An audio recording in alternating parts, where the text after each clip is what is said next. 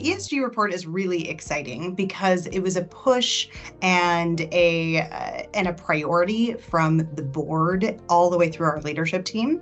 And what is really exciting for me about this is, one, I'm learning a lot about the environmental side, which is very exciting. It's been a personal interest of mine, but now to be able to learn about it professionally and learn from the expert on my team is very exciting. But our stance was really putting the S first, even though it's sandwiched in there, right, of ESG, but the environmental social governance piece, that social piece is what we can impact. Teresa's been talking about the hundreds of thousands of people that we support by putting them to work through our programs.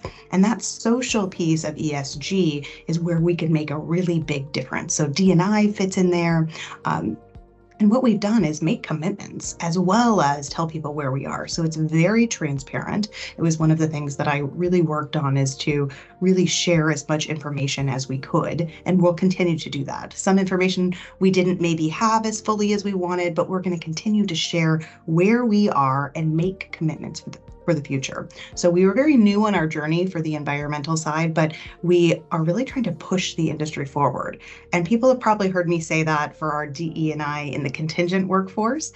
And we're going to continue to do that in all of these areas, is push our industry forward and make things a requirement that maybe weren't a requirement before. So if that's a net zero goal for our carbon emissions, if it is sharing and disclosing diversity data and creating goals for where we want to be, setting those goals for both our LGBTQ plus communities, our race and ethnicity representation, our female representation, etc. So really setting and pushing ourselves as well as everyone around us that might use us as a benchmark forward on this journey. Because DE&I doesn't happen overnight. It is something that needs to be embedded in our culture and a lens that every leader uses, every employee uses in our interactions and our decisions. And so this is a part of that journey. Yeah, well, I have 3 little boys that run around and keep me very busy.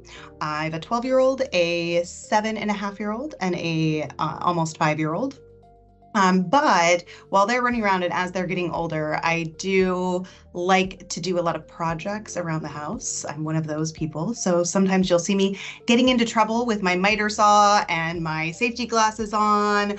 My kind of philosophy is I can figure it out, kind of comes to work and also at home. So I'm often making a mess and getting into trouble trying to figure things out myself. But it has almost always worked out. I don't think I've had to have a professional come in. I know when to bring a professional in and when I can do it myself. But I built a bench for my octagon greenhouse last year. I have some building some cabinets and things like that as kind of my hobby at home.